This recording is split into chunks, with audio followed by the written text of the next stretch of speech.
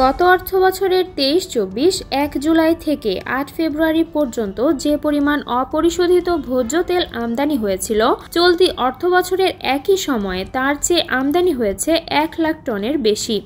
এর মধ্যে সয়াবিন আমদানি বেশি হয়েছে আবার 3 লাখ টন। রোজার আগে গত বছর সয়াবিন তেলের এত সংকট ছিল না। এবার বোতলজাত সয়াবিন তেল রীতিমতো উধাও। খোলা তেল বিক্রি হচ্ছে অতিরিক্ত দামে। ট্রেডিং কর্পোরেশন অফ বাংলাদেশের টিসিবির তথ্য মোতাবেক দেশে বছরে 24 লাখ টন পরিশোধিত ভোজ্য তেলের চাহিদা রয়েছে। পরিশোধিত এসব তেলের চাহিদা মেটাতে 30 লাখ টনের মতো অপরিশোধিত তেল আমদানি করা হয়। পাশাপাশি দেশেও 3 লাখ টনের মতো সয়াবিনের উৎপাদন হয় বলে জানিয়েছে কৃষি সম্প্রসারণ অধিদপ্তর। অর্থবছর শেষ হতে এখনও বাকি প্রায় 5 মাস। আমদানির তথ্য বিশ্লেষণ করলে সহজেই বলা যায় সংকটের কোনো যৌক্তিকতা নেই।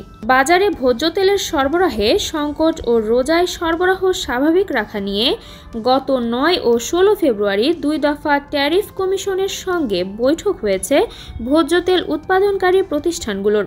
প্রথম বৈঠকে উৎপাদনকারী প্রতিষ্ঠানের প্রতিনিধিরা বাজারে ভোজ্য তেলের কোনো সংকট নেই বলে জানান। তথ্য দেন আগের চেয়ে এখন বাজারে সরবরাহ বেশি।